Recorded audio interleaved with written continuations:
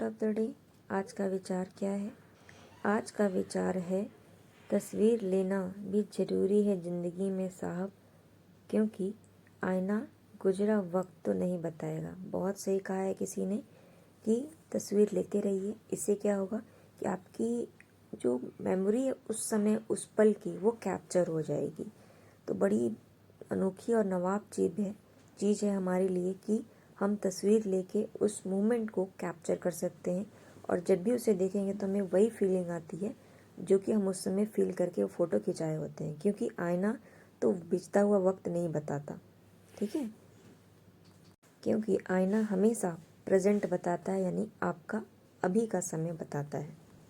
Good morning आज friends, स्वागत है आपका फोकस ऑन एजुकेशन में। मैं एजुकेटर आप सबके लिए इंपॉर्टेंट फैक्ट्स लेकर आई हूँ जो कि आपके कॉम्पिटिटिव एग्जाम में हेल्प करेगा। क्या कुछ ही खास चलिए नजर डालते हैं। दिन की शुरुआत इसी प्यारे से थॉट के साथ करते हैं। आज 21 फरवरी 2021 है और फर्स्ट पॉइंट क्या है जो बहुत ही इम्पोर्टेंट है हमारे पॉइंट ऑफ व्यू से और एग्जाम के पॉइंट ऑफ व्यू से। फर्स्ट पॉइंट है कि उत्तर प्रदेश का पहला ट्रांसजेंडर सार्वजनिक शौचालय कहाँ बनाया गया है।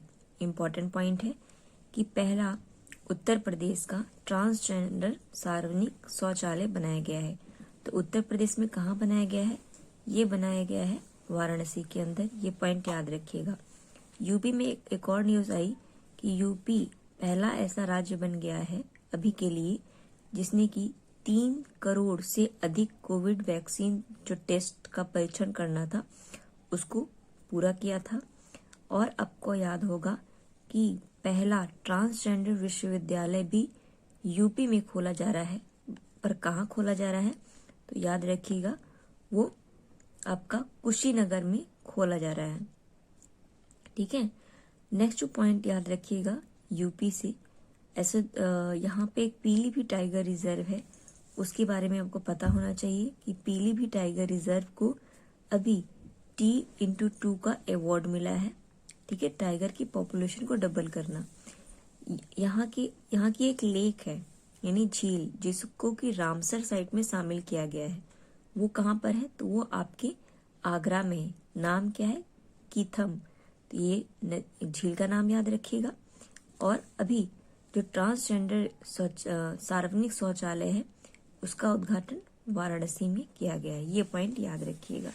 चलिए नेक्स्ट पॉइंट को नजर डालें। वो क्या है? किस देश के प्रधानमंत्री जिनका नाम क्या है जियोर्गी गखारिया ने इस्तीफा दे दिया। तो जियोर्गी गिखारिया कहाँ के हैं? तो ये जॉर्जिया के हैं। पॉइंट याद रखिएगा। अब है इस्तीफा दिया है तो कोई नए भी पीएम बनेंगे ही, तो जब बनेंगे तब हम उसे कवर अप करेंगे। नेक्स्ट इम्पोर्टेंट पॉइंट है ये है कि Dada Saheb Phalke international film festival 2021 में किसके लिए मोस्ट वर्सेटाइल एक्टर्स किसे चुना गया है? तो इम्पोर्टेंट है, मोस्ट वर्सेटाइल एक्टर्स के रूप में के मनन जी को चुना गया है। ये नाम इम्पोर्टेंट है आपका, के मनन जी, और इन्हें वर्सेटाइल कैटेगरी के अंदर Dada Saheb Phalke international film festival में सम्मानित किया गया है। इम्पोर्टेंट वन है। नेक्स्ट पॉइंट क्या है देखिए, ये है AIR न्यूज के प्रमुख महानिर्देशक कौन बने हैं? तो अभी महानिर्देशक बने हैं AIR न्यूज चैनल के। तो वो कौन है? NV रेड्डी जी हैं। तो इनका नाम याद रखिएगा। अभी जब रेड्डी जी का नाम याद आया तो आपको एक और अवार्ड याद आएगा रेड्डी जी के, जो कि कहाँ के CM हैं। उनको आंध्र प्रदेश की जो CM है उन्हें अभी स्कॉच अवार्ड से भी सम्मानित किया गया है। ये पॉइंट भी आपके लिए इम्पोर्टेंट हो जाता है। नेक्स्ट पॉइंट क्या है? ये है किस देश के सुप्रीम कोर्ट ने अमरवसा नामक अनुवाद सॉफ्टवेयर लॉन्च किया है। तो अमरवसा नाम का एप्लीकेशन कौन लॉन्च किया है? तो ये किया है आपका बांग्लादेश ने।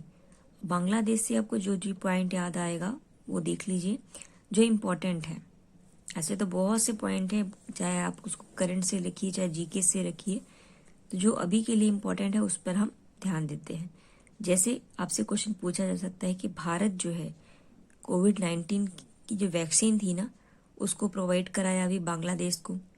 नेक्स्ट पॉइंट है, हम अपने रिलेशनशिप को अच्छा और स्ट्रॉन्ग रखने के लिए कुछ एक्सरसाइज करते हैं, जैसे कि संप्रीति एक्सरसाइज हम बांग्लादेश के साथ ही करते हैं, बोंगो सागर भी हमने हाल में ही किया था, और कॉर्पोरेट एक्सरसाइज। ठीक है, ये हम बांग्लादेश के साथ साथ थाईलैंड के साथ भी करते हैं। ये पॉइंट ध्यान रखिएगा, ठीक है, इसे मिस आउट मत कीजिएगा। नेक्स्ट पॉइंट क्या है कि बांग्लादेश पहला ऐसा देश बना जिसने कि क्या किया था, जो फ्री इंटरनेट सर्विस था उसको बैन किया था।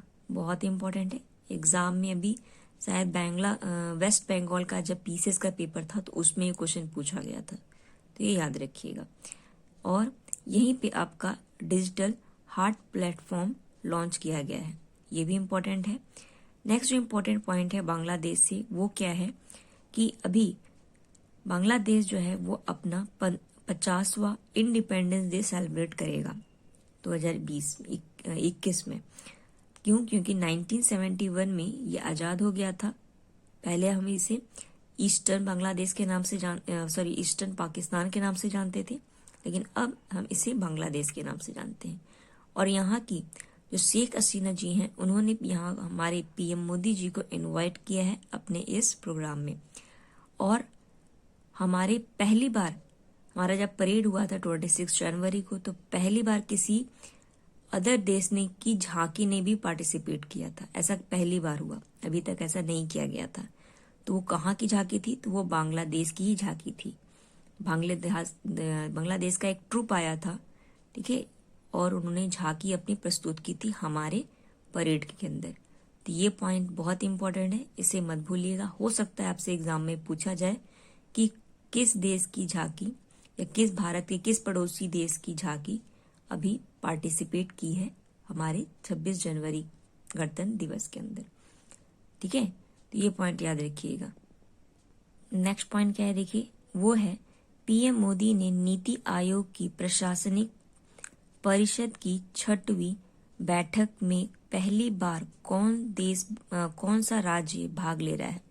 तो अभी जम्मू और कश्मीर, आप जान ही रहे हो कि ये अभी नए नए यूनियन टेरिटरीज बने हैं 2019 में। कब? 31 अक्टूबर को। तो इन्होंने ये पहले बने हैं, मतलब नए नवेले हैं। तो ये अभी जो नीति आयोग की एक एडमिनिस्ट्रेशन काउंसिल की बैठक होती है और ये 6वें नंबर की थी, तो इसमें ये पार्टिसिपेट कर रहे हैं, तो इम्पोर्टेंट है। नेक्स्ट पॉइंट है वो क्या है, गो इलेक्ट्रिक अभियान। यह किससे संबंधित है? तो यह बिजली की गति और बिजली के उपकरणों का उपयोग करने से संबंधित है। एग्जाम में पूछे जा सकते हैं क्योंकि गो लिखा है, ठीक है, तो याद रखिएगा। इससे इलेक्ट्रॉनिक से सबको समझ में वैसे आ जाएगा। नेक्स्ट पॉइंट क्या है, देखिए, tree city of the world. क्या है?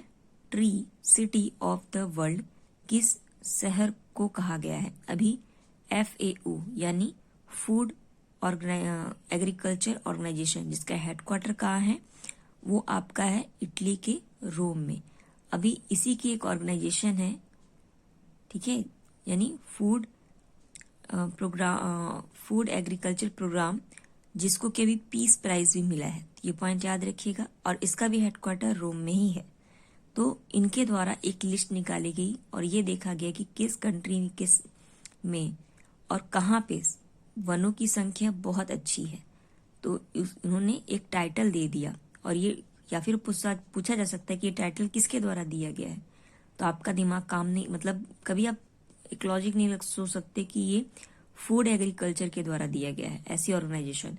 ये इन्वायरमेंट के द्वारा दिया जा सकता है या अदर किसी जो भी इन्वायरमेंट से रिलेटेड ऑर्गेनाइजेशन है वो दे सकती है, बट फूड ऑर्गेनाइजेशन ये नहीं है, तो ये अलग इसे बनाती है। तो याद रखिएगा, फूड ऑर्गेनाइजेशन के द्वारा, फूड एग्रीकल्चर ऑर्गेनाइजेशन के द्वारा ये नाम, मतलब 100 देशों का लिस्ट निकला था, जिसमें कि एक इकलौता भारत का जो हैदराबाद है तेलंगाना का, वो इसमें शामिल हुआ और हैदराबाद को tree city of the world के नाम से जाना जा रहा है और इसे वैक्सीन सिटी के नाम से भी जानते हैं। ये पॉइंट भी आपको पता होना चाहिए। नेक्स्ट पॉइंट क्या है, ये देखिए, एक लिस्ट निकाली गई। क्या थी ये लिस्ट? ये है SERB महिला उत्कृष्टता पुरस्कार 2021 से किसे सम्मानित किया गया है। ये कितनी महिलाएं हैं? एक महिला नहीं है, पूरी 4 महिलाओं को इससे सम्मानित किया गया है। तो 3 का नाम तो मुझे मिला, एक नहीं मिल रहा था, कुछ मिसप्रिंट शायद हो गया वहां पे। तो ये 3 का नाम फिलहाल याद रखिएगा, चौथा आएगा तो मैं आपको बता दूंगी वो कौन कौन है। अंतरा बनर्जी, सोनू गांधी, शोभाना कपूर। तो इन तीनों का नाम फिलहाल आप याद रखिएगा, बनर्जी, गांधी और कपूर। ठीक है, नेक्स्ट पॉइंट क्या है उसे देखिए हम। ये है अंतर्राष्ट्रीय मातृभाषा दिवस कब मनाया जाता है। तो अभी इंटरनेशनल मदर लैंग्वेज डे जो है हम 31 फरवरी को मनाते हैं। अभी हमने देखा था कि कल 20 तारीख को हमने क्या मनाया था, वर्ल्ड सोशल जस्टिस डे मनाया था। ये पॉइंट याद रखिएगा। और ये मनाता किस, मतलब कौन सी संस्था है जिसको ऑर्गेनाइज करती है अंतर्राष्ट्रीय मातृभाषा दिवस। तो ये यूनेस्को जो होती है ना, जिसे आप कहते हो, ये यूएन की ही एक बॉडी है यूनेस्को। ठीक है, और इन्होंने मतलब इसको की अप्रूवल कब मिल गई थी अंतर्राष्ट्रीय भाषा की, कि हम कब मनाएंगे। तो ये 1999 में ही मिल गई थी, लेकिन हम पहली बार कब मनाए, तो 2000 में मनाए, यानी 21वां संस्करण है इसका। और इसकी थीम बड़ी है, बस याद रखिएगा क्या है, fostering multilingualism for inclusive in education and society. ये पॉइंट याद रखिएगा। ठीक है, नेक्स्ट पॉइंट क्या है उसे देखिए। ये है IDEX और NAVDX के 15वें संस्करण की मेजबानी कौन सा देश कर रहा है। इम्पोर्टेंट है, ये एक एक्सरसाइज है जो कि संयुक्त अरब अमीरात, जिसे कि आप UAE के नाम से जानते हो, वो इसे होस्ट कर रहा है। अब आते हैं ये है क्या। तो IDEX क्या है, इंटरनेशनल डिफेंस एग्जीबिशन, और NVDX क्या है, तो नेवल डिफेंस एग्जीबिशन। और ये 20 तारीख से शुरू हो चुका है और 25 तारीख तक चलेगा। सबसे बड़ी बात है कि इंडिया भी इसमें पार्टिसिपेट कर रहा है, इसलिए इम्पोर्टेंट है। अभी इसी तरीके से आप ईरान और रशिया भी हिंद महासागर में एक्सरसाइज कर रहे हैं, और इसको भी कौन पार्टिसिपेट कर रहा है, भारत के द्वारा पार्टिसिपेट किया जा रहा है। इंपॉर्टेंट वन है। ठीक है, क्या है नेक्स्ट पॉइंट, ये है जी लिंग लैंग लोटा और गुआली लॉ अयस्क खदान किस राज्य में स्थित है। ये याद रखिएगा, ये कहाँ पर है, ये उड़ीसा में है स्थित। ये भी न्यूज में रहा, इसलिए इम्पोर्टेंट है, पूछा जा सकता है आपसे कि इनकी लोकेशन क्या है, या फिर यहाँ पे कौन से अयस्क पाए जाते हैं। तो यहाँ पे लो अयस्क पाए जाते हैं। और इसे कौन, मतलब इसको ऑर्गेनाइज किया, तो ये प्रहलाद जोशी हैं, इनके द्वारा इसे ऑर्गेनाइजेशन, मतलब इसे उसका उद्घाटन किया गया, इसको खोला गया। तो ये पॉइंट इंपॉर्टेंट है। नेक्स्ट पॉइंट क्या है, ये बहुत ही इंपॉर्टेंट है, क्या है देखते हैं इसे। कोविड-19 के कानूनी पहलुओं और कॉमनवेल्थ देशों के हाई लेवल लॉ मिनिस्टर की बैठक कौन कर रहा है। ठीक है, इंपॉर्टेंट है, इसे कौन कर रहा है, इसका हेड, तो ये कर रहा है श्रीलंका के कानून मंत्री, इसकी अध्यक्षता कर रहे हैं। से इंपॉर्टेंट है, पूछा जा सकता है कॉमनवेल्थ के बारे में। क्यों, क्योंकि कॉमनवेल्थ में इंडिया भी शामिल है। अभी हमने कल ही पढ़ा था, इसी तरीके की सार्क की भी मीटिंग हुई, ये वर्चुअल फॉर्म में हुई, और भारत की तरफ से इसमें कौन गया था, तो एस जयशंकर जी गए थे। अब ये कानूनों की हो रही है, तो भारत के जो कानून मंत्री हैं वो इसके अंदर शिरकत करेंगे। तो ये पॉइंट इंपॉर्टेंट है, इसे याद रखिएगा। चलिए, कॉमनवेल्थ नेशंस जो हैं वो कौन कौन है, मतलब पूरा तो नहीं दे सकते क्योंकि बहुत ज्यादा है, बट हाँ कभी बनाया गया और क्या है, कैसा दिखता है लोगों को, ये देख लेते हैं हम। चलिए कॉमनवेल्थ को देख लें। तो इसे हम कॉमनवेल्थ नेशन के नाम से जानते हैं, और सिंपली हम इसे कॉमनवेल्थ कहते हैं। एक पॉलिटिकल एसोसिएशन है जिसके अंदर 54 जो है वो मेंबर्स ऑफ स्टेट्स हैं, यानी इतनी कंट्रीज इसके अंदर हैं।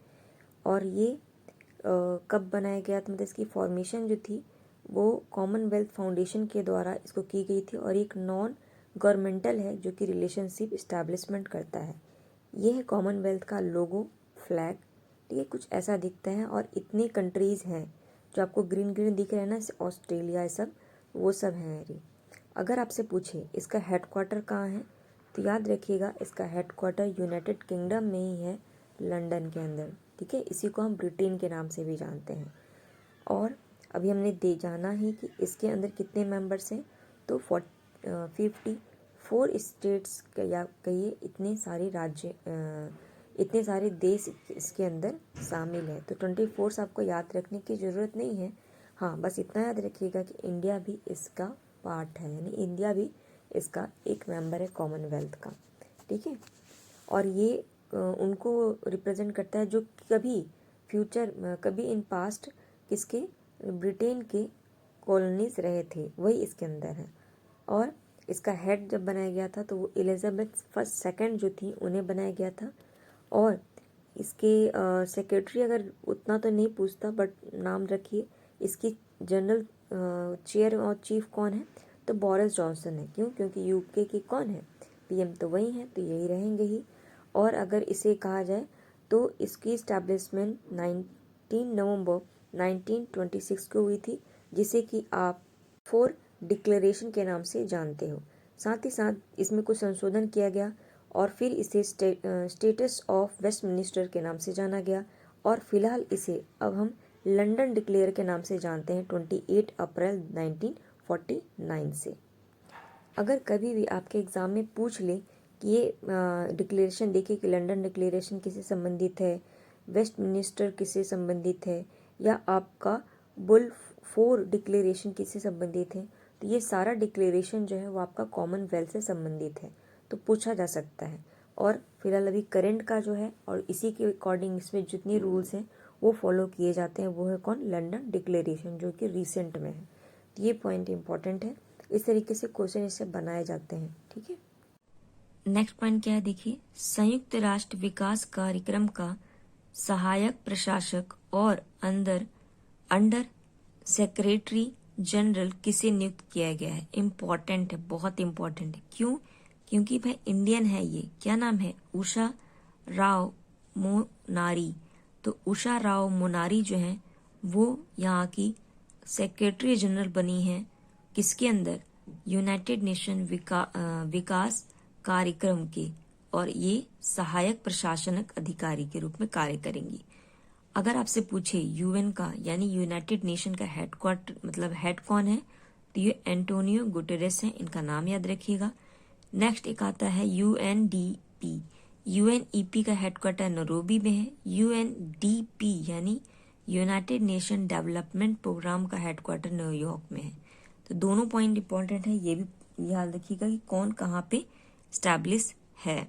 ठीक है, नेक्स्ट पॉइंट क्या है, किस राज्य के भिक्षावृत्ति और अखबार बांटने वाले कार्य में शामिल बच्चों की एक वनरेबिलिटी मैपिंग करने का निर्णय लिया है। तो कौन ऐसा करने वाला है, तो ये कर रहा है मध्य प्रदेश। इम्पोर्टेंट है, ठीक है, कौन कर रहा है, मध्य प्रदेश कर रहा है।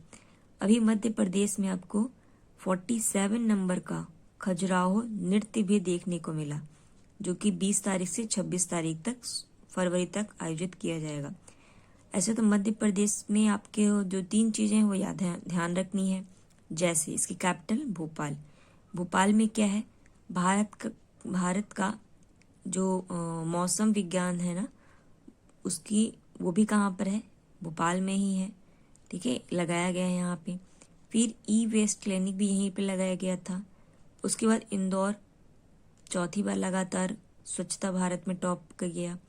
रीवा, यहाँ पे सबसे ज़्यादा जो मेगावाट सोलर मेगावाट को प्रोड्यूस करने की बात कही गई है। फिर आपको ओमकारेश्वर डैम याद रखना है, जो कि नर्मदा ही नदी पर है। यहाँ पे फ्लोटिंग चार्जिंग पैनल लगाया जा रहा है। ठीक है, ये पॉइंट याद रखिएगा। और यहाँ पे से नर्मदा महोत्सव, इस तरह के खजुराहो नृत्य, ये सब देखने को मिलते हैं। तो ये भी पॉइंट इंपॉर्टेंट है, इन्हें भी ध्यान रखिएगा। नेक्स्ट पॉइंट क्या है, ये ये भी बहुत इंपॉर्टेंट है, गर्व की बात है कि भारत की हैं, क्या नाम है, स्वाति मोहन। ये क्या कही, ये इनका संबंध किस संस्था से है? ये नासा का एक रोवर गया था जिसका नाम क्या था, परसीवेरेंस। तो परसीवेरेंस जो रोवर था वो अभी मार्स पर गया है और मार्स पर सक्सेसफुली लैंड किया है। और इसको हेड कौन कर रहा था, मतलब लैंड करना, यानी इनकी टीम बनाई गई थी जो, और इनको जो हेड कर रहा था वो कौन है, स्वाति मोहन। तो इनका नाम बहुत ही इंपॉर्टेंट है, नासा में कर रही हैं, मार्स मिशन था, ठीक है।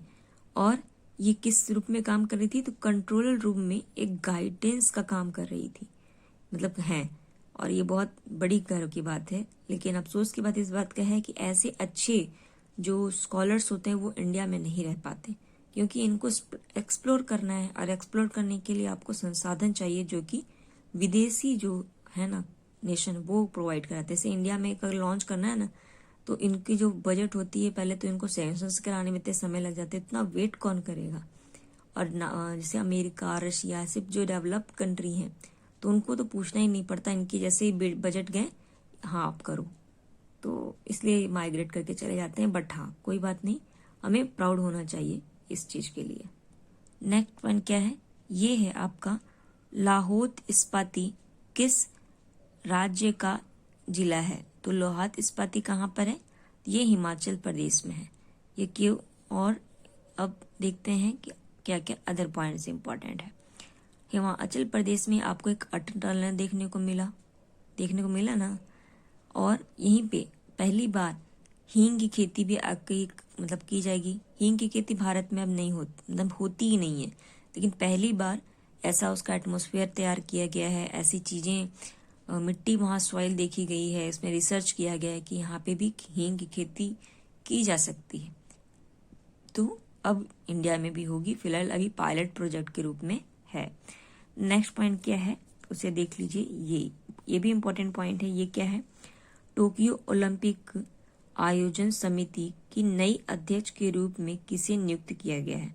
तो CEO होसो मोतो इनका नाम है। तो होंसो मोतो याद रखिएगा, मोतो।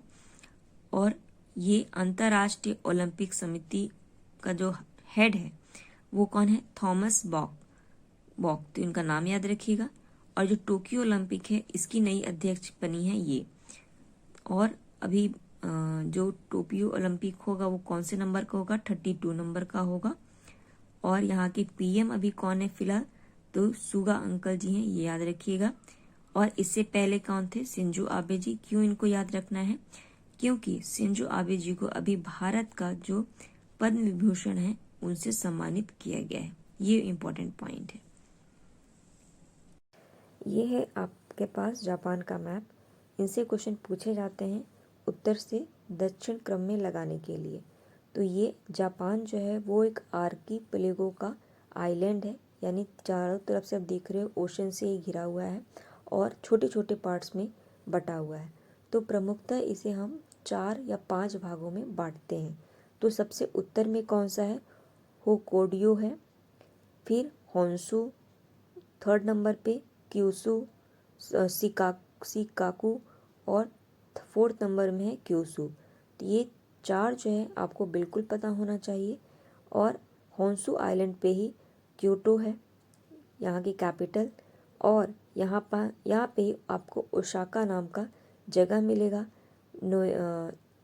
योगा नाम की जगह मिलेगी। तो ये पॉइंट याद रखिएगा। अगर आप देखिएगा तो ये अपनी बाउंड्री किसे शेयर कर रहा है? तो पूरब साइड में पैसिफिक ओशन है, और अगर इसके पश्चिम साइड में देखिएगा तो आपको ईस्ट चाइना सी मिलेगा, या फिर यहाँ पे जापान सी के नाम से भी जानते हैं। तो ये पॉइंट इससे याद रखिएगा। यहाँ की अगर संसद कहिएगा तो डाइट के नाम से इसकी संसद को जाना जाता है। PM अभी रिसेंट कौन है? तो सुगा अंकल जी हैं। इनसे पहले कौन थे और वो सबसे लंबे समय तक रहे? तो शिंजो आबे जी। अभी भारत सरकार के द्वारा शिंजो आबे जी को अवार्ड भी दिया गया पद्म विभूषण के द्वारा। कौन सी कैटेगरी के अंदर? तो पब्लिक अफेयर के अंदर। तो ये पॉइंट याद रखिएगा। और ये विदेशी हैं। तो ये थे कुछ इंपॉर्टेंट पॉइंट। आई होप ये वीडियो पसंद आया होगा। लाइक कीजिए, कमेंट कीजिए, शेयर कीजिए। Thank you aspirant.